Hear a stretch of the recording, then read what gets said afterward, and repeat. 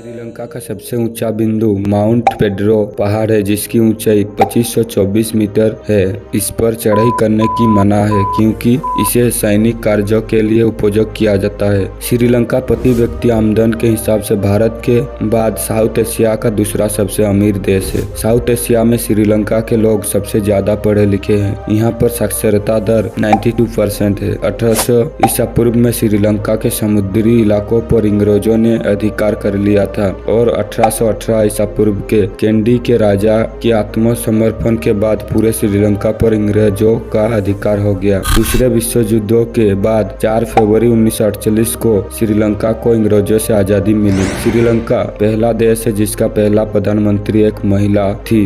श्री माबो भंडारकर नायके श्रीलंका के पहले प्रधानमंत्री थे। श्रीलंका में पानी के झरने बहुत ज्यादा पाए जाते हैं। देश की ज्यादातर बिजली इन्हीं झरनों से तैयार की जाती है। अनुराधापुर श्रीलंका का एक प्राचीन शहर है जो लगभग 1400 सालों तक इस देश की राजधानी रहा। उस समय इसे अनुराधापुर साम्राज्य के नाम से जाना जाता था। श्रीलंका के झंडे में जो सोने का शेर लाल रंग के ऊपर हाथ में तलवार लिए हुए हैं वो यहाँ के सिन्हाला जाति के लोगों को दर्शाता है। 4 पत्तियां और सुनहरा बॉर्डर बौद्ध धर्मों को दर्शाते हैं। झंडे में 2 अन्य हरी और भगवा पट्टियां यहाँ के मुस्लिम और तमिल लोगों को दर्शाती है। तमिल लोग हिंदू है इसलिए उनके लिए भगवा रंग दर्शाया गया है। श्रीलंका के कैंडी शहर में एक बौद्ध मंदिर है जहां भगवान बुद्ध के एक दांत का अवशेष अभी तक सुरक्षित रखा हुआ है। साल 2004 के अंत में हिंद महासागर में आई भयंकर सुनामी से